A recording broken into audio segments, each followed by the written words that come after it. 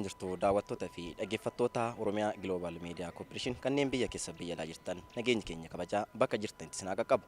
Daawwattootaaf dhaggeeffattoota keenya kun qophii Gulaantaa Aadaati. Qophiin Gulaantaa Aadaa immoo yeroo hundumaa waan aadaa, duudhaa, safuuf safeeffannaa Oromoo irratti hundeeffamee yeroo hundumaa karaa hojii miidiyaa kan isin biraan geenyudha. Har'as immoo magaalaa Bishooftutti argamuudhaan kutaa magaalaa Dhibaayyuu mana murtii aadaatti argamnee qophii keenya Gulaantaa Aadaa kan isin biraan geenyudha. Qophicha kana immoo qopheessuun kan isin waliin turu ani Lalisaa Dabbabaa isin waliin tura gamoo geessa kaameraatiin Caalaa Rundaasaan waliin jira hanga xumura qophii keenyatti waliin bu'aan affeerraa keenya.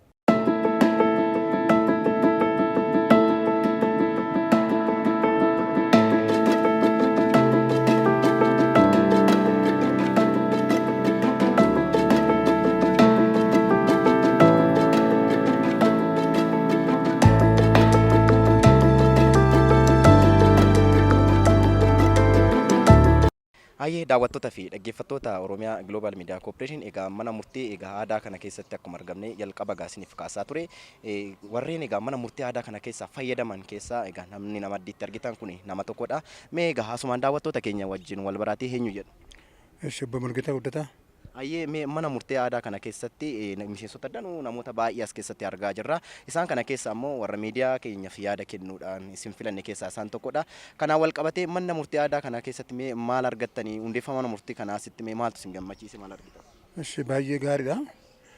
Baaseen tanaan dura jiru akka qonnaan akka biyyaatti akka aadaa mana murtii kanatti akka duraanii abdu ta'e mana murtii duraanitti baasii baay'ee qaba. Namni baay'ee idaa baay'ee ofirraa kan qotee gurguree kan raada gurguree kan eebbina gurguree dhufee achitti wacii baay'ee baasee saaxilamee namni karaa qabe waan tokko irratti waggaa babba'u karaa hiyyummaatti deemaa jira. Amma garuu irratti garuu guyyaa dhumaan ta'in torban bultii 15 keessatti aduu bultii torban 3 waan kana qulqulleeffatee dhugaadhaan walitti dhufee dhugaadhaan wal gaafatee abbaan gadaa kunis dhugaadhaan gaafachanii jaran dhugaadhaan maal akkamitti hojjechuu qaba maal taata maal mee maal madbattan himadhaa jedhanii achitti himachiisanii waan gaarii raawwachaa jiran. Ganzaba bade barbaadanii nama wal dhabe akka walitti araaramtan jedhee jaarsa kennisiisanii jaarsan araarsiisanii qarshiin badillee anoggaa lama ta'e anoggaa sadi ta'e qarshii kanillee deebisisaa jiran dhugaadhaan jechaadha. Baay'ee namatti toludha. Baay'ee das nama jedhudha. Yaa ta'u malee amma yaada kanarratti ergaa hojjetame baay'ee das nama jedha. Aadaa mana murtii sanarraa karaan dhufanii ta'u uummanni keenya asitti dhufee tajaajilee waa'een dhugaan baatee dhugaadhaan wal baasisanii qarshiin kun warri dhugaan lafallee wal kaade lafallee walii deebisanii dhugaan argamaa jirti. Mee egaa akka amma naaf kaaftanii Oromoon durii asiyyuu mana bakka waan tokko irratti walitti bu'etti yookaan mana yookaan gaaddisa mukaa jala taa'eeti furteedhaan mariidhaan yaada ofii fudhata. Yeroo ammaa kana immoo akkasuma manni aadaa kun egaa murtaa'ee manni murtii aadaa kun karaa mootummaanis murtaa'ee Oromoon aadaa isaa ganamaatti deebi'aatii jira. Kanaan wal qabatee isin keezii akkamii gara mana murtii aadaa kana fidattanii meeshaa? Ani amma maayininni achumaan qabadhee tananii yaa karaa mana murtiitti qarshiin koo karaa namarra waan jiruufan kee karaa mana aadaa kanatti fidee dhufee nan dhiyaadhee dheechadhee tanan xalaatti baasadhee qarshii duraan kaadamee tona jilaa didanii qarshii kootillee akka naa deebi'u ta'e.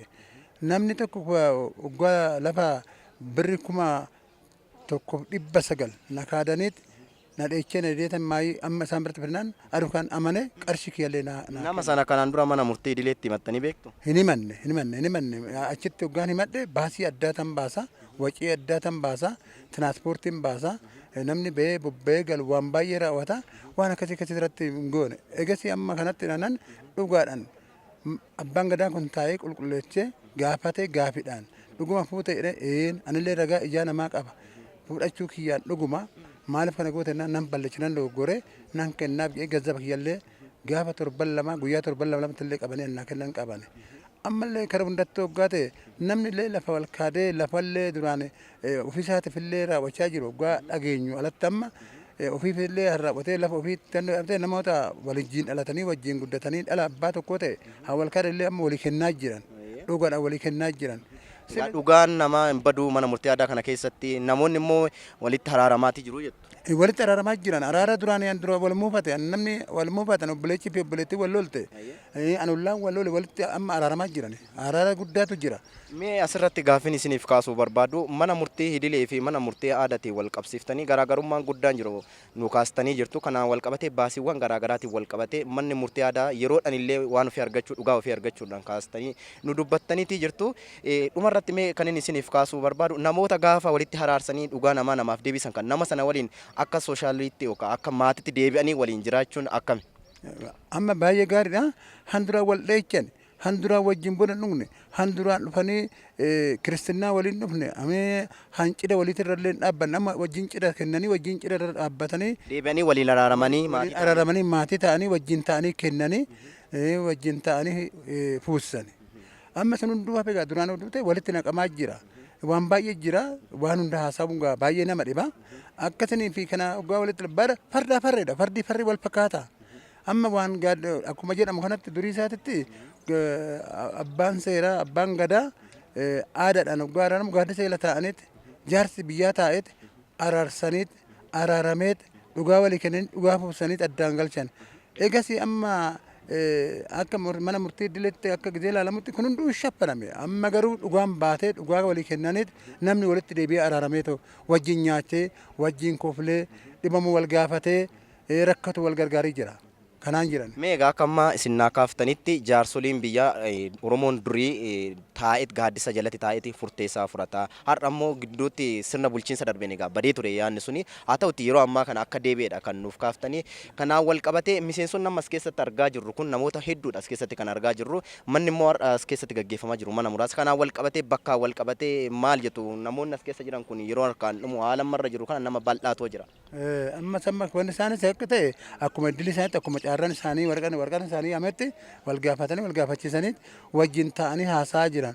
Awwalillee minaala kaadeetillee maal jedhu deema dura jaarsan achitti qulqulleeffadha deema wayloonina atilleen kakachiisan jedhaniit achitti araara labsii isaanii kennanii fi jaarsa bitaa mirgaa filanii fi achitti araarsaniit waan kana bu'aa fudhataniit isaan bira dhufanii waan kana bu'aa kennaniif abbaan gadaa kun seeran jechaadha. Galatooma ulfaadha. Daawwattootaa fi dhaggeeffattoota Oromiyaa Global Media Corporation egaa akkuma argaa turre mana murtii aadaa kanarraa faayidaa guddaa argamaa akka turee fi akkasuma miseensonni mana murtii aadaatti dhufaniillee amma akka fayyadaman hawaasti magaalaas haa ta'u baadiyyaas haa ta'u qarshiiwwan garaagaraa walirraa dhabuudhaan akkasuma immoo lafa garaagaraa irratti illee wal kaadessa jiru deebi'anii walitti araaramanii akka maatiitti jiraachaa turuu isaaniiti kan nuuf kaasanii ammas qophiin keenya akkuma tufetti jira waliin bu'a.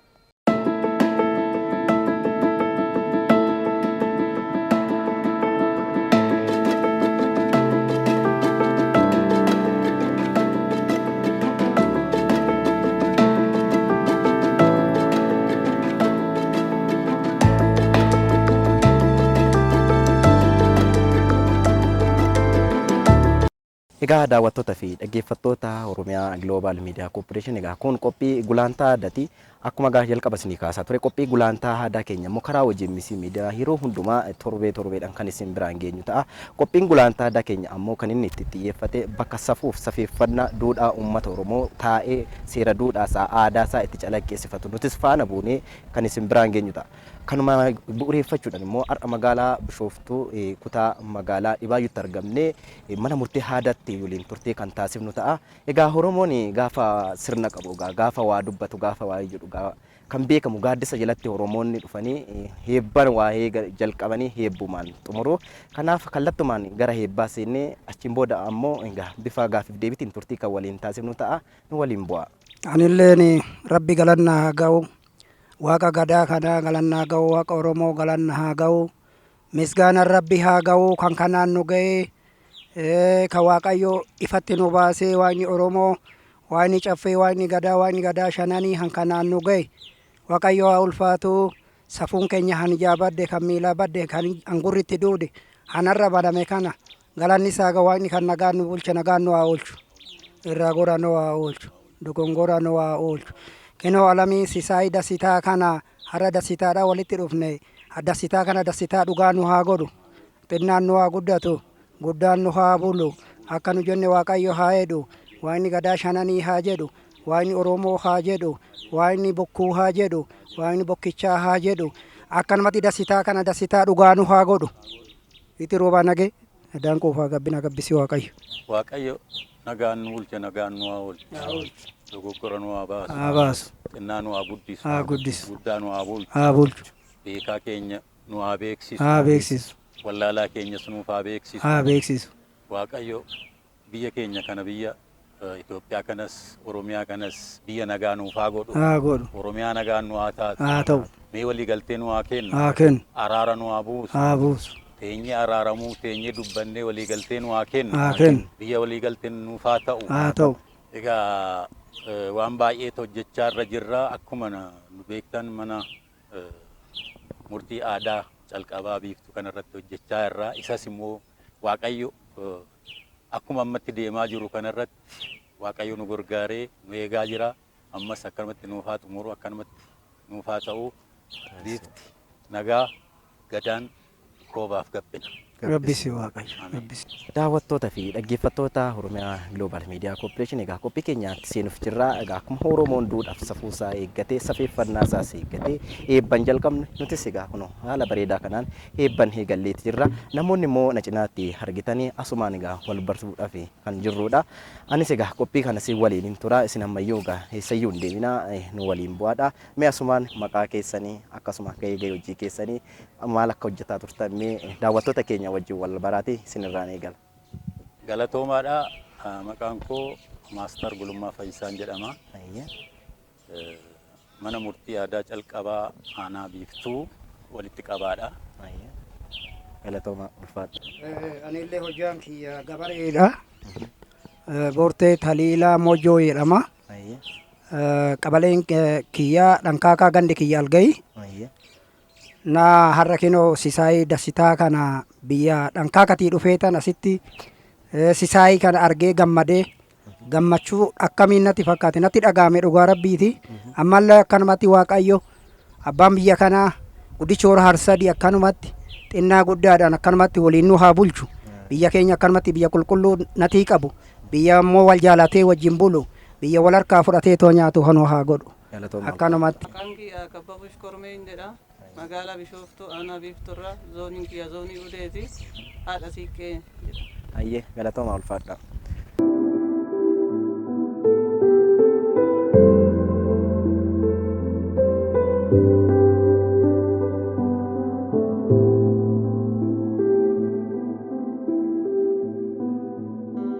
Daawwattootaaf dhaggeeffattoota keenya egaan akka isaan waliin wal bartan abdii guutuu qaba. Asumaan gara gaafii keenyatti seenuudhaaf mee egaa Oromoon egaa aadaa qaba, duudhaa qaba, safuu qaba, safeeffannaa qaba. Nutis eebban eegallee sagantaa keenyatti seennetii jirra. Akkasumas illee gahee hojii keessanii fi maqaa keessanii himattanii wal bartaniitii jirtu. Mee sanaan duratti mee aadanumti jechuun maal jechuudha? Kan jedhu irraa yookaan mee isinumarraa ka'atii mee aadaan maali? Galatoomaatii aadaan Oromoon aadaa qabaa. Aadaansaa akkatti bulu qabaa. Akkatti horuu qabaa. Akkatti sirna geggeessuu qabaa. Akkatti nama walii galchu dhaddacha jala taa'ee walii galchu qabaa. Hojumallee wannaa hojjetu aadaa isaati. Nyaannallee aadaa qabaa. Aadaa wajanne baay'eedha. Wanti muraasa aadaan keenya kana jennee kan ittiin boonnu baay'eedha. Kanaafuu waanuma muraasa kanan jedha. Tole galatooma ulfaadhaadha. Egaa hiika aadaa kana jennee yookaan manna murtii aadaan Oromoon egaa yeroo durii irraa kaasnee yoo ilaalle gaaddisa jalatti taa'ee dubbii wal dhibdee jirtu mariif marabbaadhaan furataa ture. Achaas immoo sirna bulchiinsa aangoo abbaa irrummaatiin wal qabatee gidduutti laafaa dhufee badaa dhufee ammoo yeroo dhiyootii asitti manni murtii aadaa kun hundeeffamee gaaddisa isaa jalatti akkasuma waan aadaa duudhaa isaatti deebi'ee Oromoonni dhugaa baddallee galchaa barbaadaatii jira. Kanaan wal qabatee mana murtii aadaa jechuun maal jechuudha? Mana murtii aadaa jechuun Oromoon achi as ufasaa aadaa qaba jenneerra akkatti nama araarfatu gaaddisa jala taa'ee akkatti araara buusu yakkis yoo jiraate akkatti inni murteessu gumaan illee yoo jiraate gumaa akkatti baasu yoo wal dhabdeen illee jirtu wal dhabdee sana akkatti furu maatiis kan maatiis haa ta'u kan biroos haa ta'u akkatti furu aadaa qaba. Aadaa cimaa qaba. Aadaa sanaan gattaa'ee dhugaa baasaa Waaqayyo jalatti odaa jala taa'ee Waaqayyo safuu Waaqayyo kana sirriitti safuu namaa hin beekaa haqi Waaqayyoo hin beekaa kana jala taa'ee haqa baasuuf wal dhabdee hiikuuf aadaa keenya durii sanatti deebinee haqaaf seera nuutumame kanaan haqa baasuudhaaf kanaaf manni murtii aadaa kun hundeeffamee hojjetamaarra jira kan jedhu yaada qaba. Galatooma ulfaadhaadha. Gara keessan ittiin dhufa. Erga hundeeffama yookaan hiikaa mana murtii aadaa akkasuma aadaa kanaan keenyatti barbaachisummaan mana murtii aadaa hundaa'uun isaa maaliif barbaachiseme?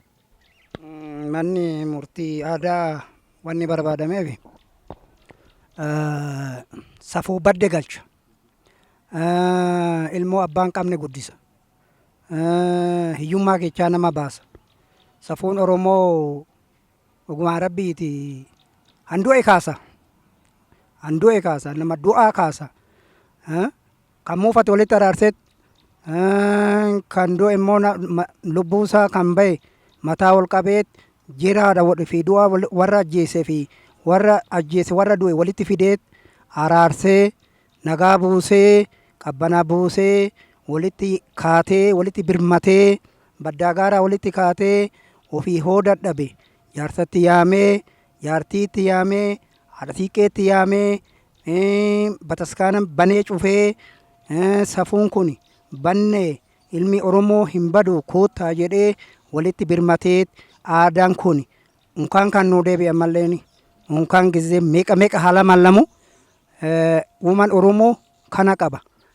Ilmumti guddifachaati illee guddisanii akkuma ilma ofiititti ofitti qabanii hangi'anii aannan obaasanii ilma ofii godhatanii guddisanii araddaatti namaa hafee nama ta'u jira. Na rabbi haa galatoomu safuun keenya kana qaba. Manni murtii kun immoo maal qaba? Dhugaa waaqati nama gaarrama nama wal kaade nama dha'ee dhiiga namaa dhoksu nama karaatti eegateetoo nama hallu hangazaba namarraa fudhateetoo nama dhoowwatu zim jedheetuma kan nama kaadu abbaan humnaa har'a manni kun dhugaa hamaa baasisiisa jira. Ammarree haala maallamu waan inni gadaa kanaa.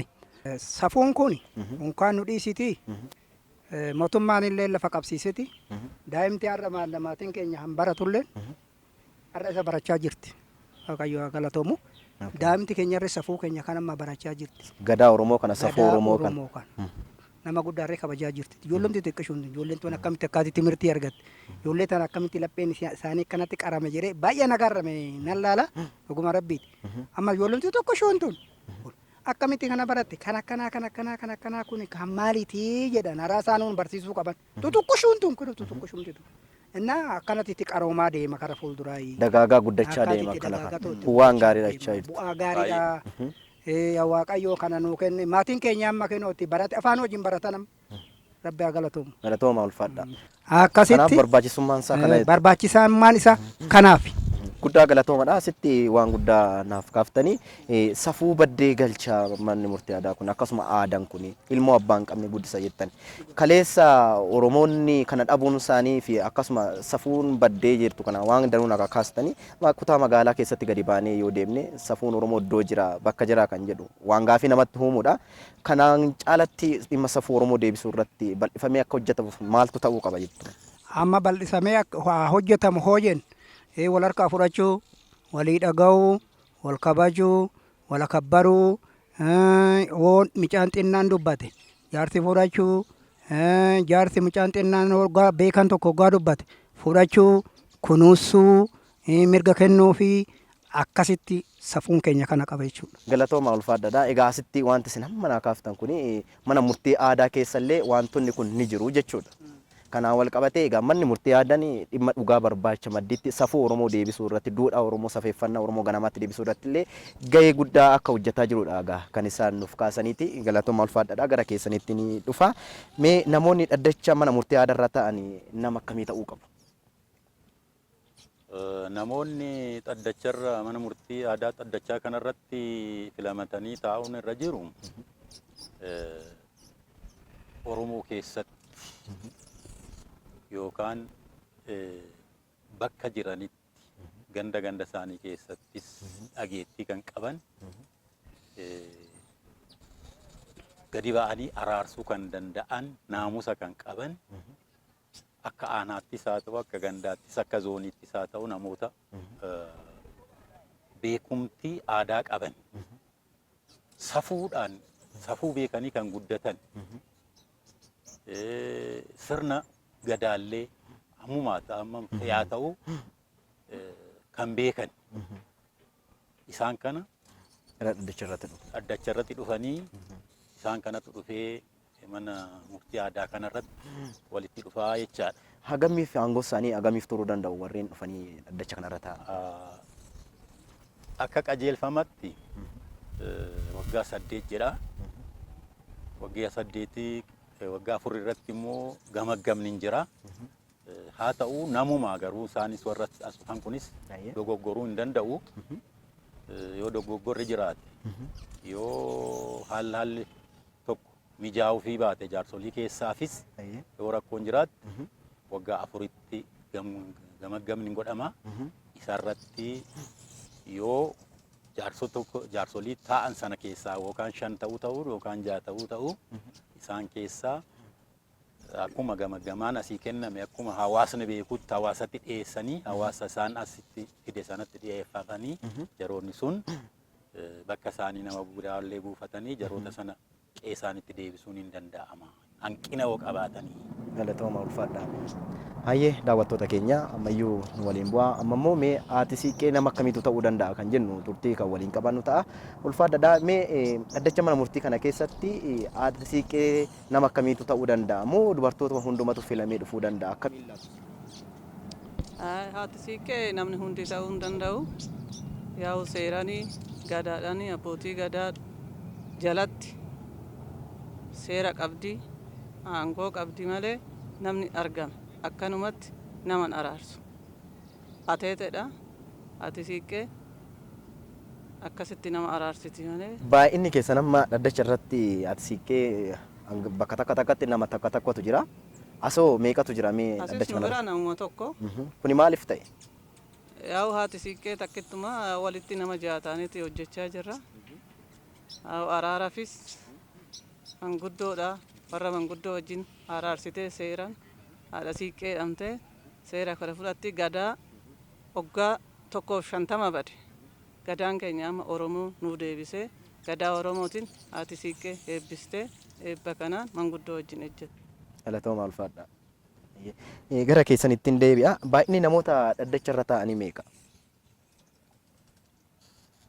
Jaarsoliin dhaddacharra taa'anii akka qajeelfamaatti nama 5 jedha.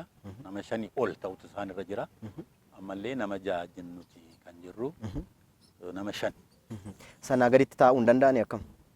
Sanaa gaditti yoo rakkoon wayii jiraate malee hin eeyyamamu. Seerduudhichi aadichi hin eeyyamu gonkumaa. Galatooma ulfaadha. Mee namoonni dhaddacha kanarra taa'anii dhimmoota akkamii ilaalu? Egaa dhimmichi ilaalamu irri jireessi isaa dhimma maatiiti. Maatiin waldhabaa rakkoowwan akkamii fuxuu danda'u? Rakkoo keessoo maatii jechuun egaa daangaa lafaa irratti wal dhabuutu jira. Qabeenya irratti wal dhabuutu jira. Qarshiillee wal harkaa fuudhanii wal haaluu wal dhoowwachuun kun hin jira. Soomni hin jira. Sobaan wal xureessuutu jira. Wal kabajuu dhabuutu jira. Kun kan akka maatiitti maatii keessatti ilaalamu. Karaa biroos hawaasummaanis karaa hawaasummaas ni ilaalama. Hawaasummaa keessatti namni tokko balleessaa hin taane duudhaa Oromoo kan hin taane. Mee kana keessatti egaa waan danuu kaastaniirtu namoonni gara keessan dhufanii yeroo wal himannaa taasisan haala kamiin bifa barreeffamaatiin immoo akkamiin dhimmoota isaanii kana laalu? Namoonni nu bira dhufanii kan barreeffatanii dhufanis hin jiru, kan afaaniifis dhiyeeffatan jiru. Lachanuu jiru. Lachanuu jiru. Kana akkamiin dhageessu bitaa mirga isaanii? Himataa fi himatamaan innaa dhiyaate himataan sun egaa namoonni keenya baay'inni isaa baadiyyaa keessa jiraatan gandi sadii baadiyyaa irraa gara magaalaatti akka haaraatti as dhufanii ganda lama bichaadha kan magaala keessa ture. Gara baadiyyaatti yoo dhufan barreeffamni kun rakkisuu hin danda'a. Wanti akka mijaa'aa ta'uu fi dadhaba. Kanaafuu innaa achii dhufan afaanumaan dhaabbatanii waan himatuu barbaadan hin himatu. Himannaa sana nuti immoo galmee baafnee galmee irratti isa isaanii afaaniin himatan sana galmee. Kan himatan sun nama dhuunfaa otoo hin taane bakka dhaddachi taa'etti. Bakka dhaddachi taa'etti hin himatu. Himanna sana nuti barreessina barreessaan lafa keenya dhugaadha. Himataanis deebii isaa inni himatames deebii isaa akkanumatti kenna. Tokko karaa kanaan lammaffaa karaa barreeffamaan yeroon himataanis himatamaanis barreessaan nuu fidu sirrii akka manni dhaddachi kun taa'etti akka dhaddachi sun eeyyamuufitti fuuldura dhaabbatanii sirraanii dhaabbataniitu falmii isaanii geggeessu. Akkatti geggeessu falmii isaanii geggeessanii yoo ragaan ilaalame ragaa barbaadama. Yoo kakuus ta'e gara kakuutti galu. Egaa adeemsa keessa waan baay'eetu yoo jaarsoliitti illee haa deebi'u jedhame immoo jaarsoliin isaan bira jiran sun wal dhabdeen kun bakkee sanatti uumame naannoo sanatti uumame jennee yaadne immoo jaarsolii naannoo sanaatti yookaan waliin jiraatan sanatti deebisneella achirraallee akka sirraa'ee jaarsoliin illee sirreessanii walitti araarsanii yoo walitti araarsaruu dadhaban immoo waan jaarsoliin jedhan ragaa jaarsolii sana akka ragaatti immoo fudhannee nuti asitti jaroota kana waliin ilaallee asitti xinxallee fi murteessinaa fi jechaadha. Guddaa galatooma alfaadadha. Akka amma gaasii kaasaa jiranitti magaala kana keessatti gandoonni baadiyyaallee dabalamanii yeroo himannaa isaanii dhiyeessan bifa barreeffamaatiinis bifa afaaniinis akka himatan kaasanii jiru.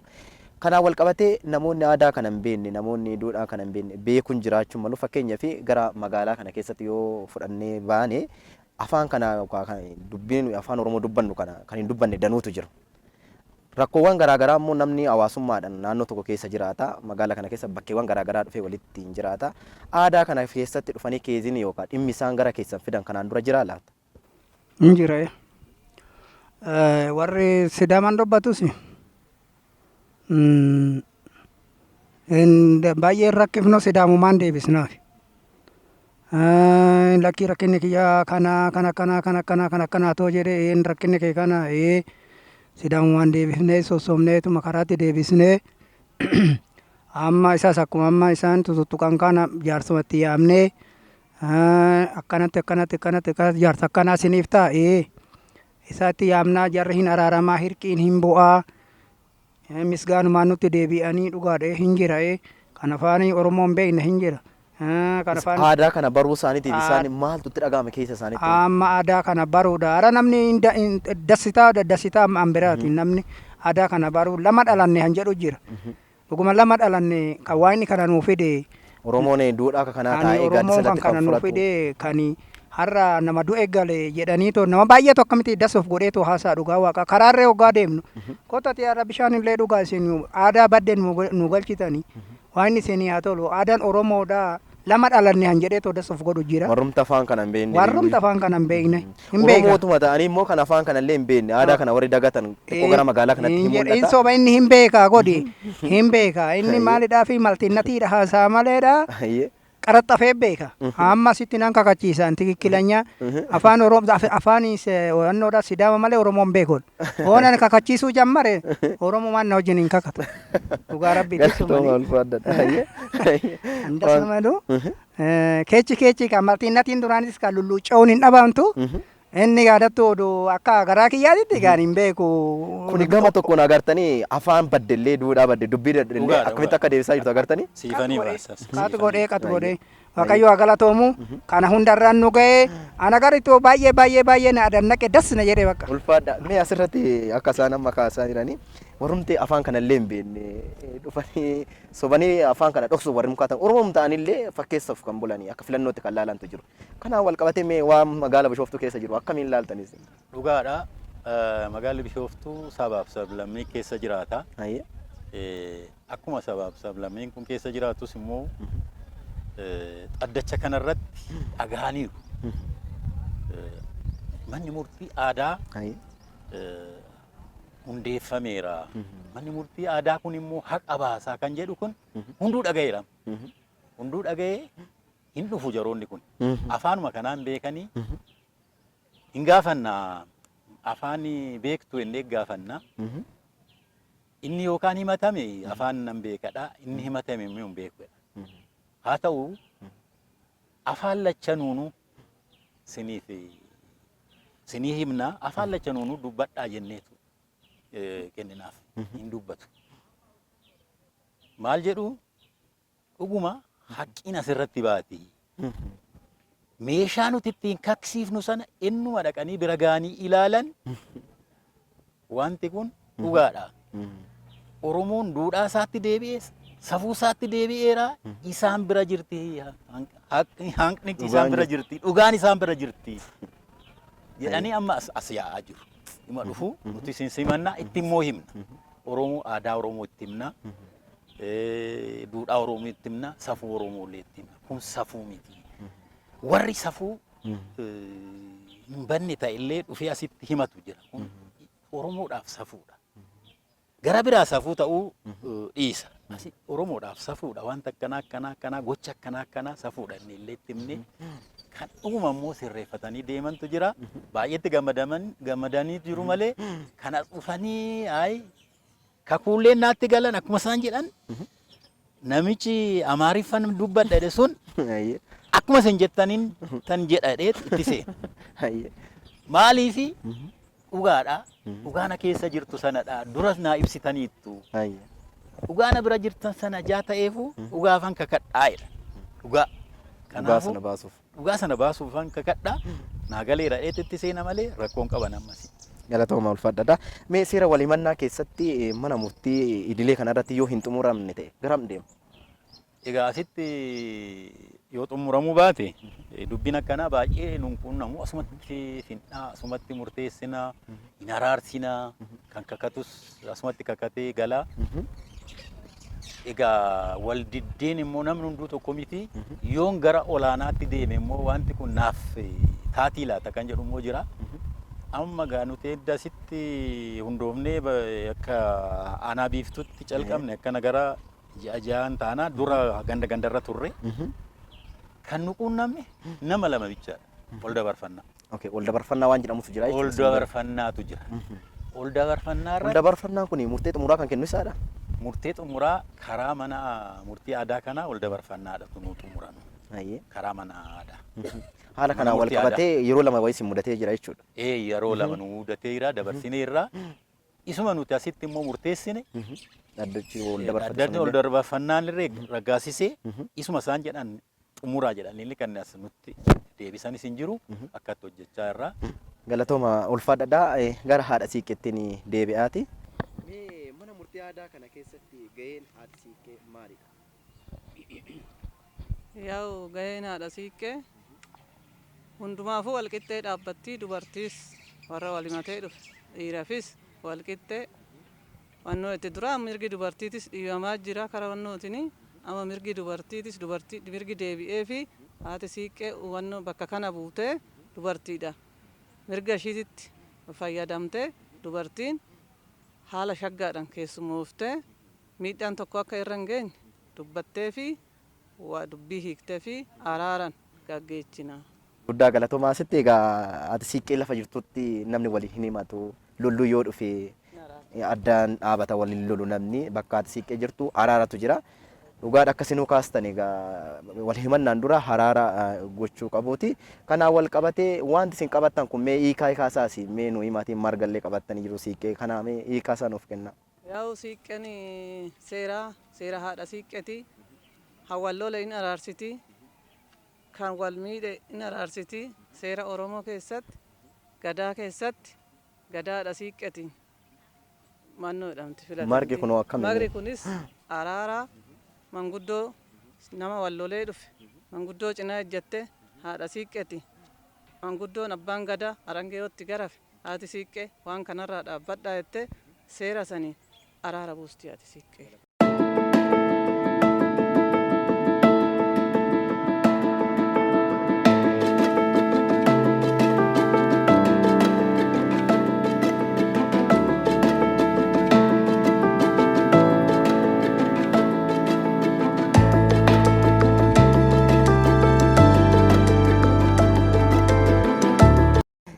Bokkullee qabattanii jirtu. Isaan kun hundi hiikaa mataa isaanii qabu. Aangoollee kan qaban jiru. Mee isaan kanaa wal qabatee hiikaan isaanii maalidha? Bokkuu jechuun bokkuun kallachi caaccuun aadaa Oromooti. Oduun lubbuun namaatirreen badde oduu wanni tokkorreen godaatiin dhufe oduu namni illee wal goddee bokkuu ofii qabateet kallacha ofii qabateet haadhumti manaatirree haa baddu ta'uun tokkorree haa baddu caaccuu kallacha bokkuu qabatteet nama isa walitti araarsiti. Kallacha ofii caaccuu ofii hidhateet malkaa bu'eet daa'ima xiqqaa kaasee guddaa kaasee yaa waaqa bokkuu kanaa yaa waaqa kallacha kanaa ati mee hammuufattee nu araarame lafaa nagaa nu roobi jedheet salootii godhateet waaqa kadhateet waan isunillee haala gaariidhaan nu roobee. Gaheen shibbee kanaa halangeen safuudha. Safuu qaba. Amma namumti illee walaa dhabu. Adaraa halangee kanaa adaraa seera halangee kanaa ittiin dabrin hoggaa jedha hin ejjeta namichi suni. Ittiin kaatu adaraa safuu kana ejjedhu. Halangee safuun isaa kana qaba. Namuma hundumatu halangee kana qabatee deema moo nama hundumatu bokkuu kana qabatee deema? Qinxoo shiidhaa qabaate malee kun halangee safuu qaba abbuma qaba. Abbaa qabdi waan abbaa qaba. Haraa halangichi illee kanaa moti halangee roobititu jira. Nusallee hin qabnaayyuu harka irratti yarran dhiise. Halangeen kun safuu qaba. Namni hundi fuudhee itti. Namni hundi fuudhetoo hin deemu. Halangeen kun aadaa qaba. Namaan hin rukutani. Dubartiin hin rukutan, looniin hin rukutan. Aadaa qaba, safuu qaba. Jennee xumura irratti dhaamsi qabdan waa'ee mana murtii aadaatiin wal qabatee hojiiwwan isin hojjettan kanaan wal qabatee maali? Uummata Oromoo hundaaf. Uummata Oromoo kana halangeen gaariidha. As gubbaarratti amma hin diriirsinaa. Adaraa halangee kanaati. Halangeen kun amma adaraa qaba. Akkatee hoo raawwate. Halangeen kun akkanumatti ta'a. Lafarra akkanumatti mi'arra ta'a. Akka oo kakatee raawwate. Kana sodaafuu ittiin dabru inni. Akkatti gadi duugi dhalataa koo haa duugu jedhimee hoonoo kana jenne safuu qaba halangeen kun harkaanuutti hin deemu. Kana daangaan isaa aangoo guddaa qaba Oromoo keessatti. Safuu guddaa qaba. Aadaa guddaa qaba. Aadaan isaa kan mijaa'eef kan miidhageef halangeen safuu qaba. Galatooma ulfaadha. Mee dhumarratti gara keessanitti yoon deebi'ee garaagarummaan mana murtii aadaa fi mana murtii idilee maali? Garaagarummaan isaanii seerri ittiin hundaa'anis addaa. Manni murtii aadaa kan ittiin hundaa'e aaduma Oromoo irratti, safuu Oromoo irratti, duudhaa Oromoo irratti. Duudhaa dura abbaan gadaa ittiin bulchaa jiru amma bokkuu gaafattee, halangee kanas gaafattee, bokkuun kunuu mataa isaatti aangoodha. Mataa isaatti halangeen kunuu sirna duudhaaf sabeeffannaa Oromoo itti eegee ittiin sirna sana cimsanidha, itti murteessanidha. Amma kanaaf mana murtii aadaa keenya keessatti argama kun. Wantoonni kakaaf mana murtii aadaa keessatti argaman mana murtii idilee irraa garaagarummaa uumaa jechuudha. Garaagarummaa qabu isaanis. Mana murtii idilee keessatti yoo jiraate Matsaaf Quddusiidhaaf Quraana. Isaanuma kanan biraa karaa waaqeffachaa amma jiru beeku ani achitti kun jaroonni akka wantoonni akka kanaa kun mana murtii aadaa fi mana murtii idilee garaagarummaa qabu. Nutillee isaanirraallee kan immoo warrumti kunoo afaan keenya hin beekne duudhaa keenya hin beekne sunillee immoo matsaaf quddusiin kunillee fayyadamna jedhanii kan finneellee qabnu jira nuti. Bakka hojii keessanii jira jechuudha kunuuti. Matsaaf quddusiin sunillee jira. Aadaa Oromooti, safuu Oromooti, aangoon duri Oromoon itti fayyadamu sun hunduu finnee jira. Isaan adda karaa biraatiin immoo adda kan ta'u manni murtii idilee suni akka biyyittiitti kan seeraaf heeraan taa'e akka biyyittiitti kan hundaa hoogganudha. Oromiyaas haa ta'u, Amaaraas haa ta'u, akka waliigalaatti kan nuti ittiin buludha. Kun immoo deebinii akka duudhaa Oromootti Oromoon immoo akka duudhaa sanaatti addacha jala taa'ee duudhaa sanatti deebi'ee haqa baasu dhugaa baasu kun immoo qobaatti nuuf hundaa'uun kun abbaan fees dhufee itti fayyadamuu hin danda'a dhorkaa hin qabu. Kanaafuu kuni adda nuufi akka Oromiyaatti itti fayyadamuun keenya duudhaa keenya safuu keenya aadaa keenya ganamaa sanatti deebinee wal qulqulleessinee qulqullinaa waliin buluudhaaf sirriidha. Sirni kun sirna jabaadha. Sirna jabaadha. Gara fuulduraatti akkam ta'uu qabame? Gara fuulduraatti illee sirni kun itti fufee sabaaf sablammii biraallee barsiisuu akka danda'u. Amma gara biraatti dhaga'aan jira. Mana murtii aadaa hundeeffachuu qabna kan jedhullee gara biraattis dhaga'amaa jira. Isaanillee nu Oromiyaadhuma kana laallatanii manuma murtii aadaan adeemsa keenya laallatanii itti deemu jedhee yaada. Kun amma bu'uuraan lafa qabachaa jira. Uummata keenyas immoo fayyadaa jira. Uummanni keenyas immoo itti gammadaa jira. Wal dhabdee uummata keenya keessa jirullee qulqulleessaa jira.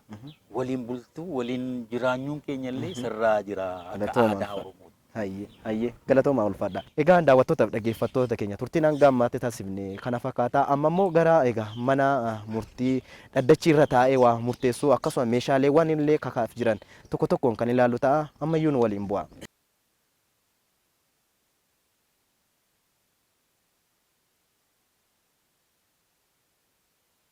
Meeshaalee asitti arginu kana gaamii namoonni kakaaf dhiyaatan. Jarri kakaadhaa dhiyaatu suni hodubbii dhugaa, hodubbii sobaayi akka muka kanaatitti muka na haa godhuu jedhi jennaan. Hin jedha. Tole hodubbii sobaa ammas immoo akka dhagaa kanaatitti dhagaa na haa godhuu jedhii jennaan. Hin jedha. Ammas immoo hodubbii sobaayi akka lafee kanaatitti lafee na haa godhuu jedhii jennaan. Hin jedha.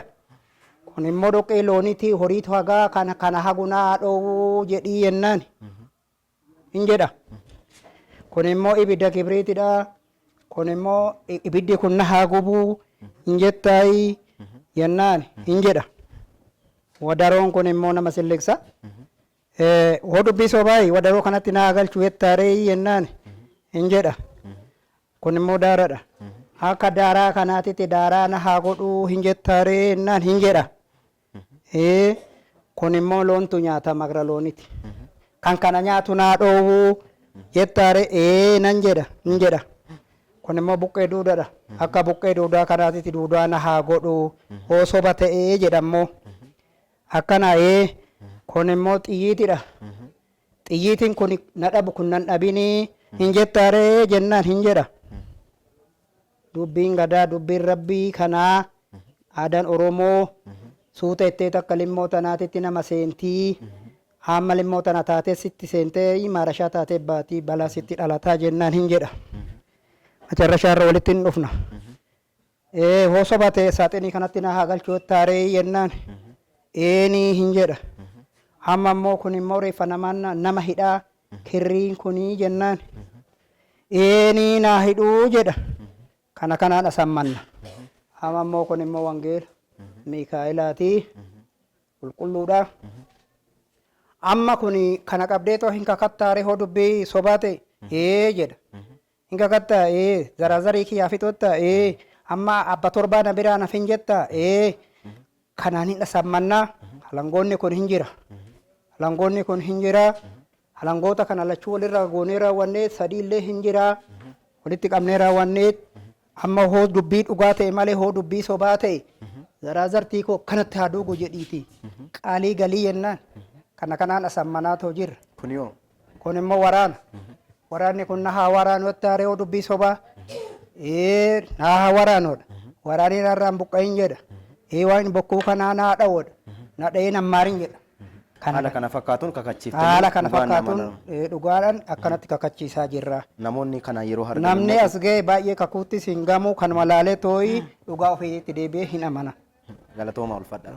Daawwattoota dhaggeeffattoota Oromiyaa Global Media Corporation egaa aanaa biiftuu keessatti magaalaa Bishooftutti egaa dhaddacha irratti argamneeti jirra. Sababiin egaa akkuma jalqaba isiniif kaasee argama keenya ammoo gulantaa aadaati. Gulantaa aadaa keenya kanaan ammoo mana murtii aadaa keessatti meeshaaleen kakaa maaltu jiru maal qabatanii kakatu abbaan dhugaa isaatiin akkamitti galaa kan jedhu tokko lamaan akkuma amma isaan nuuf kaasan kan ilaalledha. Oromoon egaa duudhaa fi safuusaa safeeffannaa ganamaatti deebi'eeti jira. Ammas egaa kanaan caalatti bal'isanii hojjechuudhaaf immoo hawaasni asii dhufee irraa fayyadamullee akkasuma isaanillee itti gammadanii tololtummaa kanaan Oromoon haraaratti deebi'ee gaaddisatti deebi'umsaa walii waa furuunsaa guddaa waan isaan gammachiise nuuf kaasaniiti jiru. Qophiin keenya kanarraa kana fakkaata. Qophii birootiin deemnee wal agarrutti nagaatti nuuf tura. Ulfaadhaa eebbifama.